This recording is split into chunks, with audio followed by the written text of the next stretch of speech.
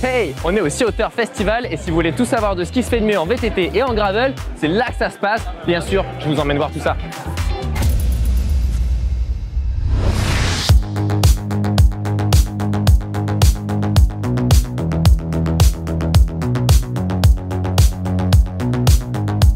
Et ça, c'est le nouveau Canyon Grizzle. C'est pas la première fois qu'on vous le présente, mais à chaque fois qu'on le voit, il a une configuration différente. La peinture est géniale, camouflage, si jamais vous partez dans une grosse aventure. Et surtout, ça, c'est pour quand Max se prétend aérodynamique, il nous met des prolongateurs. Mais ici, le système est vraiment intelligent et ça prouve toute la modularité de ce vélo. Ça va des sacoches, au garde-boue, à la lumière, à la dynamo intégrée. Bref, tout est possible avec ce nouveau Grizzle qu'on a toujours plaisir à découvrir. Qui a dit qu'un vélo d'endurance devait être ennuyeux? Ici, c'est le tout nouveau Canyon Endurace. Et vous savez quoi? Il est électrique et oui, ça se voit à peine tellement l'intégration est parfaite, mais la batterie est bien ici. Ça nous permet d'avoir l'intégration des lumières pour plus de sécurité et un look conservé sans ajout de grosses lampes. Et j'adore cette finition avec le carbone brut comme ça, c'est absolument magnifique. C'est assez rare à voir. Il est également équipé en Durace avec une tige de selle super light, un pédalier en carbone ici. Bref, endurance oui, mais performance avant tout. Et Cosmic Ultimate, un nom qui résonne comme l'un des plus grands palmarès du peloton du 21e siècle. Et ici, on a la toute dernière version, elle est absolument magnifique avec une jante de 45 mm passe-partout, surtout 23 mm de large. Ça, j'adore, ça permet de mettre des gros pneus. Et vous savez à quel point j'adore ça? Le plus impressionnant sur ces roues, ce sont les rayons. Alors, ils sont en carbone et ça fait très longtemps que Mavic sait faire ça. Mais ce sont des carbones tout jantes, c'est-à-dire que ce rayon-là, on le suit et en fait, c'est le même que celui-ci. On a l'impression qu'ils sont collés dans le boyau. J'ai d'ailleurs moi-même fait l'erreur. Mais non, c'est bien un rayon unique qui va de là à là. Et ça confère une excellente réactivité, une excellente rigidité et surtout un gain de poids certain puisqu'on évite ici beaucoup de métal et de complications sur la maintenance. Moi, je vais bien faire toutes les courses de gravel que vous voulez, mais avec un vélo dans ce genre-là, c'est absolument magnifique. J'adore la peinture et je pense que je vais essayer de le carjacker pour la course, mais je suis pas sûr que ce gars-là soit d'accord. Il est difficile de réinventer une pièce comme le pédalier qui est éprouvé depuis de nombreuses années et pourtant des marques comme KO y arrivent. Ici, j'ai le modèle Grava spécifique au gravel donc et le Rock pour le VTT. Ces deux pédaliers partagent certaines technologies, notamment la présence à l'intérieur des manivelles de Kevlar et ça, c'est pour évidemment renforcer la résistance aux manivelles en cas d'impact notamment, mais aussi pour améliorer la rigidité de l'ensemble. Elles sont disponibles en monoplateau avec des manivelles qui vont de 165 à 175 mm. Il y a énormément de nutrition ici et les marques rivalisent d'ingéniosité de façon à affronter au mieux les spécificités des courses de gravel et de VTT qui sont extrêmement longues et extrêmement exigeantes. Ici, le soleil va taper et ça pourrait bien être un secret demain. Si vous voulez tester votre couple ou vos liens familiaux, rien de tel que le tandem. Et alors ici, je vous ai dégoté sans doute l'un des vélos les plus artisanaux du salon. Et oui, on ne dirait pas tellement il est bien fini. C'est de l'aluminium allemand, mais c'est une marque espagnole à 2 heures d'ici qui fabrique à Tarragone. Et ça permet une customisation, une personnalisation de A à Z de la géométrie des cadres et évidemment des composants. Ici, on a un tandem électrique. Et oui, ça aide un petit peu à ne pas s'embrouiller en couple avec une batterie qui est ici de 680, mais ça va aller jusqu'à 800 sur les nouveaux modèles qui sont déjà améliorés par rapport à ceux-ci. Vous pouvez trouver n'importe quel type de tandem, gravel, route, VTT. Ici, c'est un modèle plutôt descente et engagé. La descente en tandem, ça doit être quelque chose. On voit qu'on a, pour baisser la tige de selle par exemple. Et alors juste derrière moi, on a le vélo du champion du monde de trial, rien que ça, qui est l'un des créateurs de la marque. Et voilà une marque que je suis depuis très longtemps sur les réseaux et que je suis très content de découvrir en vrai, c'est la marque Jelenu. Ici, j'ai le petit maillot de mi-saison, ça va arriver à point nommé pour l'automne, qui reste bien sûr aérodynamique parce qu'on est sur des vêtements de très haute qualité, tout est coupé au laser, couture collée, etc. J'apprécie énormément, et cet automne, ce sera parfait, cette veste qui peut être utile pour le gravel, le backpacking, qui est très technique, en plus d'être assez design. Jelenu, c'est surtout une marque faite par les femmes et pour les femmes. Ici, j'ai un cuissard et tous les peaux de chamois de la gamme sont étudiés spécifiquement à l'anatomie féminine de façon à rattraper un petit peu les manques, notamment des marques de selle. Il y a également tout ce qu'on adore sur un cuissard, c'est-à-dire les coupures collées, et une matière épaisse et efficace, la poche cargo, les designs sympas et toutes les couleurs.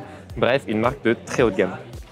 Sur le stand de Duke Wheel, j'ai été attiré par les autocollants qui sont une édition custom spéciale pour ici. Mais finalement, derrière se cachent des vrais bijoux de technologie made in France.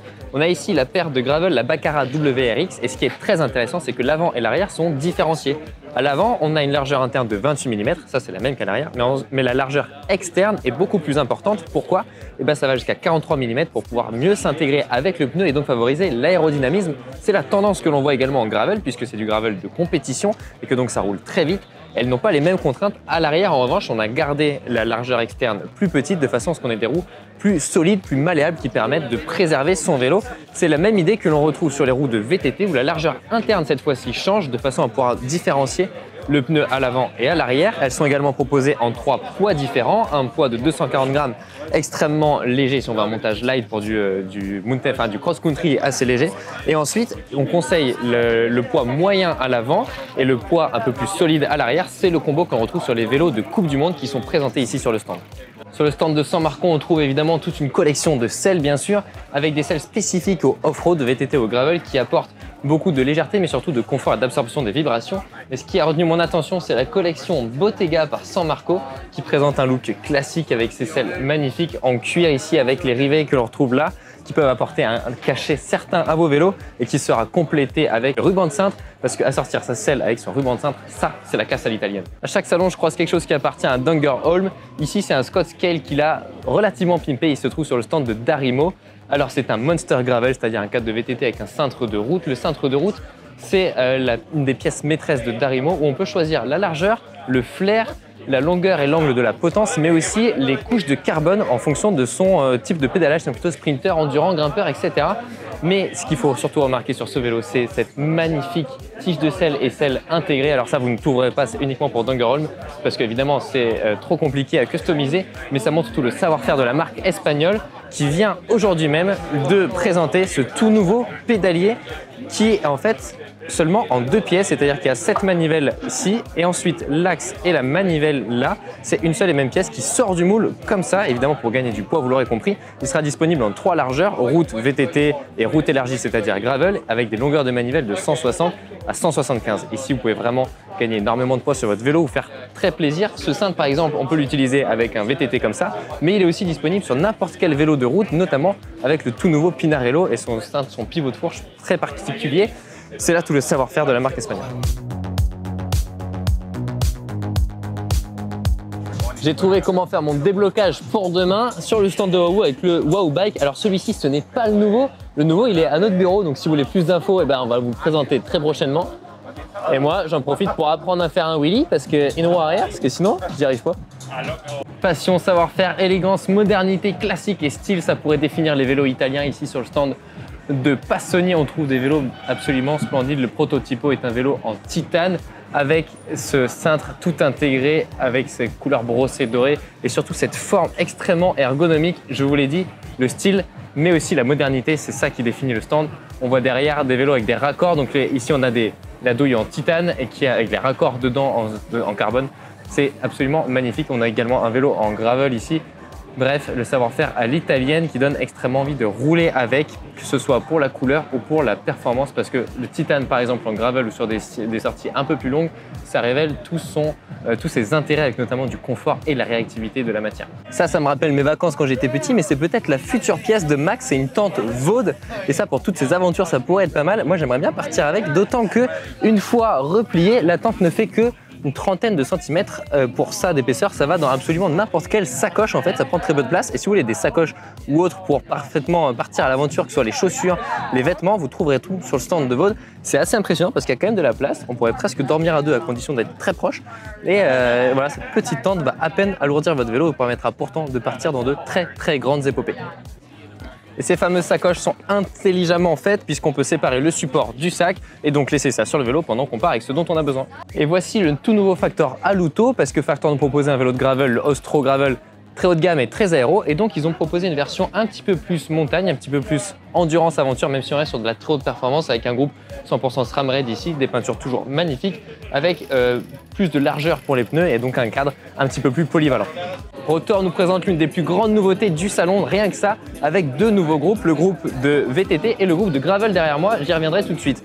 Et avec un seul mot d'ordre, compatibilité, et ça c'est super intéressant pour nous consommateurs. Parce que ces groupes, ils viennent alors avec beaucoup de performance, des manettes, des poignées hyper light, mais que l'on peut mettre dans les deux sens, quand je vous disais qu'on pouvait tout faire avec. Ce qui est intéressant, c'est que le système de freinage est universel, c'est-à-dire qu'ici c'est des freins en SRAM par exemple, mais il y a également des étriers rotor, donc ça peut aller sur n'importe quelle marque. Ça c'est cool si vous avez un système de freinage préféré ou déjà installé sur votre vélo. Et ensuite on a bien sûr les dérailleurs avec la cassette super light de chez Rotor, qu'on retrouve la même également très light pour le gravel. Mais ce qui est intéressant, c'est que l'on peut régler de 10 à 13 vitesses et ça peut permettre d'utiliser le matériel que l'on a déjà tout simplement sans avoir besoin de racheter absolument tout. Ici, on a bien sûr un groupe en monoplateau, de même que sur le gravel derrière, mais le groupe de route va arriver dans les prochains mois avec les mêmes caractéristiques et la même compatibilité. Ça, c'est vraiment la très bonne nouvelle, d'autant qu'on est sur le groupe, un des groupes les plus légers du marché. Voici les fameux étriers Rotor qui sont taillés dans la matière, ils sont faits en un seul morceau et ça c'est assez impressionnant. En termes de prix, on est aux alentours d'un groupe Shimano 105, donc plutôt milieu de gamme, entrée de gamme du groupe compétition. Et en termes de performance, on est aux alentours de l'Ultegra, voire du Durace en termes de vitesse, de changement de vitesse et également en termes de poids puisqu'on est entre 1000 et 1200 grammes à peu près, ce qui est l'équivalent des groupes très haut de gamme de chez Shimano ou SRAM. Vous vous souvenez de ces casques? Ce sont les finishers de chez Julbo que l'on avait mis à l'épreuve, ou plutôt c'est eux qui nous avaient mis à l'épreuve avec Max. On les a mis dans tous les terrains possibles sur la piste et bien sûr en gravel comme ici, avec les toutes nouvelles couleurs qui viennent de sortir. Et moi ce que j'aime beaucoup, c'est leur gamme de lunettes et leur coloris violet que l'on trouve sur les t-shirts et ici sur les Frequency. Ça me va bien, non? Sur le stand de A-Bike avec ce magnifique vélo d'enduro électrique, le All Mountain, qui nous présente une courroie qui permet, vous le savez, d'encaisser plus facilement le couple des moteurs électriques sans risque de casse. Ça apporte aussi une sensation plus fluide, moins d'entretien et ça peut être intéressant si on va sur tous les terrains, notamment humides ou boueux, avec la boîte de vitesse pignon, parce qu'il faut bien quand même changer de rapport, que l'on voit ici, que je vous avais présenté notamment à l'Eurobike, avec une batterie ici de 800 mAh, donc 800 mAh quand on est tout seul. Autant vous dire qu'il y a de quoi aller loin et de grimper aux arbres, avec bien sûr la fourche qui va ici avec un énorme déport. Avec ce genre de vélo, autant vous dire que vous allez partout, c'est même plus maniable et ça va plus loin qu'une motocross. Et voici la marque Uno, une marque espagnole qui nous propose un VTT électrique absolument magnifique. On retrouve ici une forme presque aéro sur le tube de selle pour une simple et bonne raison, c'est que tout est extrêmement serré. Par exemple, il y a seulement 2 mm d'écart entre la batterie et le tube diagonal ici. Il en va de même pour le moteur qui est vraiment très près des parois pour gagner évidemment du poids et aussi avoir un meilleur comportement du vélo. C'est le moteur DJI avec 800 mAh de batterie et le moteur le plus puissant du marché. Tous les vélos ne sont d'ailleurs pas capables d'encaisser la puissance de ce moteur. Ça se voit à peine et pourtant c'est l'une des principales nouveautés du salon, le tout nouveau DT Suisse Ratchet DEG DF. Ça c'était la partie la plus compliquée. La mode en VTT, c'est d'avoir de plus en plus d'engagement. On voit ici que les dents sont minuscules. Mais le problème, c'est que ça peut nuire à la suspension et empêcher son bon fonctionnement. C'est pour ça que l'on voit de plus en plus de pédaliers avec du débattement, sauf que ça donne un mauvais comportement à cet endroit-là. C'est pas très beau, c'est un peu plus lourd. Et donc la solution, c'est ça. Vous mettez votre ratchet classique à l'intérieur de cette bague et vous voyez donc, si je fais ça, qu'on a des degrés d'engagement différents qui permettent de rattraper la chaîne qui bloque la suspension et donc d'avoir l'avantage du système sur le pédalier, mais avec simplement cette petite bague en plus que l'on vient visser dans le moyeu. Et ce gars-là est partout parce que même sur un salon de gravel et de VTT, on voit le vélo de Tadej Pogacar. D'ailleurs, je ne serais pas surpris qu'un jour il s'y mette au gravel. J'espère que cette vidéo vous a plu, c'est l'un des salons auxquels j'ai préféré assister. J'espère que vous aussi, et si c'est le cas, n'hésitez pas à nous mettre un like ou à vous abonner pour ne pas manquer les prochains surtout. Moi, il faut que je me prépare, j'ai une course demain.